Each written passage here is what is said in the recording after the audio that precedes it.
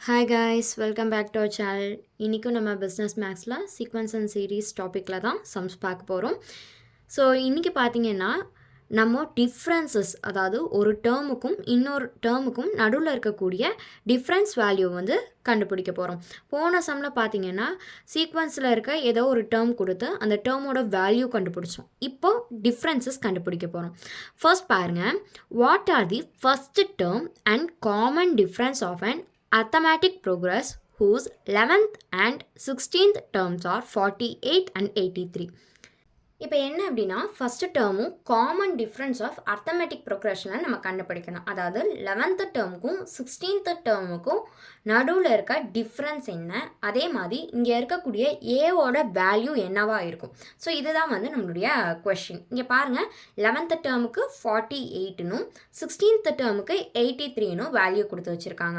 So இப்போது common difference கண்டுபிடிக்கிறனாலும் இல்லை ஒரு டேர்மோட வேல்யூ கண்டுபிடிக்கிறனாலும் ஃபஸ்ட்டு டேர்ம் என்ன அப்படின்ற ஒரு சீக்வன்ஸில் ஒரு டேர்மை கண்டுபிடிக்கிறனாலும் நம்ம TNA + n-1 × D அப்படின்ற ஃபார்முலாவை யூஸ் பண்ணுவோம். ஸோ இங்கே பாருங்கள், இப்போ TNக்கு பதிலாக 11 இங்கே இருக்குது. ஸோ 11 அதோட வேல்யூ 48. அதே மாதிரி TN இங்கே 16 இருக்குது, 16 எண்ணுக்கு 16, இதோட வேல்யூ பார்த்தீங்கன்னா 83. ஸோ 83 இதை எழுதிட்டோம். அதுக்கடுத்து பார்த்தீங்கன்னா ஃபார்முலாவில் அப்ளை பண்ணணும். இங்கே TN A + n-1 × D தான் இங்கே 10Dன்னு இருக்குது. n-1 × D தான் அது. n-1 × D அப்படிங்கிறது என்னோட வேல்யூ என்ன, 11ன்னு இருக்குது. 11 - 1 10, 10 × D 10D. ஸோ இதோட வேல்யூ 48. அதே மாதிரி பாருங்கள், செகண்ட் சீக்வன்ஸு A + 15D = 83. இங்கே 16 value, 16 - 1 15, 15 × D 15D. So value 15D = அதோட வேல்யூ 83 இருக்குது. ஸோ இப்போ காமனாக நம்ம இருக்கிறத கேன்சல் பண்ணணும். அப்போ ஏஏ கேன்சல் பண்ணணும் அப்படின்னா கீழே இருக்க பாசிட்டிவ் சைனை நெகட்டிவாக மாற்றணும். ஸோ அப்போ கீழே இருக்க எல்லாத்தையும் நெகட்டிவாக மாற்றணும். அப்போ ஏ கேன்சல் ஆகிடும்.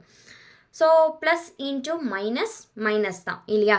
ஸோ அப்போ மைனஸ் பண்ணுறப்ப 10 - 15 ஆகும்போது -5D. ஏன், பெரிய நம்பரோட சைனை தான் நம்ம போடுவோம், அதனால் மைனஸ்.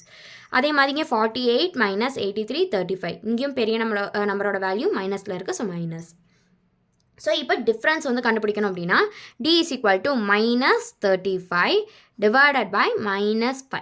ரெண்டும் அதாவது மைனஸும் கேன்சல் ஆகிரும். 5ல் 35 வந்து 7 டைம்ஸ். அப்போது இதோடைய டிஃப்ரென்ஸ் அப்படிங்கிறது 7. Dனா டிஃப்ரென்ஸ். அப்போது 11க்கும் 16th டேர்முக்கும் நடுவில் இருக்கிற டிஃப்ரென்ஸ் பார்த்தீங்கன்னா 7. ஓகேங்களா. நெக்ஸ்ட்டு இது என்ன பண்ண சொல்லியிருக்காங்க, ஃபஸ்ட்டு டேர்ம் கண்டுபிடிக்க சொல்லியிருக்காங்க. அப்போ ஏ அப்படிங்கிறதோட வேல்யூ நம்ம கண்டுபிடிக்கணும்.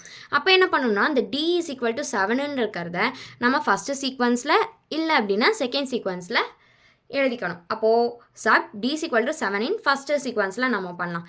A + 10, இந்த Dயோட வேல்யூ 7 = 48. அப்போ 10 × 7 70, 48 இருக்கும். அப்போ ஏ கண்டுபிடிக்கணும் அப்படின்னா இப்போ A + 17 இருக்கா, = 48. ஏ கண்டுபிடிக்கணும் அப்படின்னா இந்த 48 இங்கே இருக்கிறது அப்படியே இருக்கும். இந்த சைடு பாசிட்டிவாக இருக்கிற 70 இந்த சைடு வந்துச்சுன்னா நெகட்டிவாக மாறும். அப்போ நெகட்டிவில் -70. ஸோ மைனஸ் போடும்போது A = -22. இதுதான் ஏவோட வேல்யூ.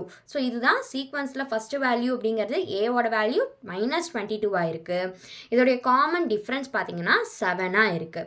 ஸோ ஒரு சீக்வன்ஸ் கொடுத்துட்டாங்க அப்படின்னா அதோடைய ஃபஸ்ட்டு டேர்மு, காமன் டிஃப்ரென்ஸு, இல்லை அந்த சீக்வன்ஸில் இருக்கக்கூடிய ஏதாவது ஒரு டேர்மோட வேல்யூ கண்டுபிடிக்கணும்னா இந்த ஃபார்முலா தான் யூஸ் பண்ணணும். TNA + n-1 × D.